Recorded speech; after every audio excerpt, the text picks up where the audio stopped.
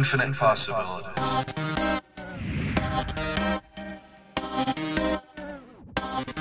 When you're willing to put aside the easier, shorter paths and really focus on creating the concept at any cost is truly amazing.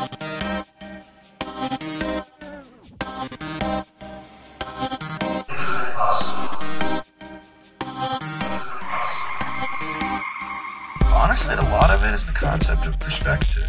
It's how to take something that a lot of the students probably will already know the basics of how to do, then show them how to use it to do things they never thought they could do.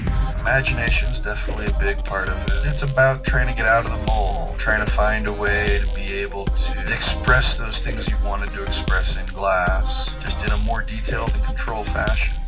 I'm a really good example of what happens when you throw away all the preconceived notions of how long should a process take, how much prep work should you use, how much material should you devote to being able to make one piece. People are often intimidated by the concept of experimentation and really seeing what can be done just with what's in front of them. I experiment a lot. I'll be focusing a lot on the concept of scene construction, using small, simple elements to create much more complicated scenes and constructions. One of my greatest hopes is that by teaching others how to do the kind of stuff I'm playing with, once they get a chance to really make it their own, they'll eventually start teaching me again. Everyone gets to push it farther, faster.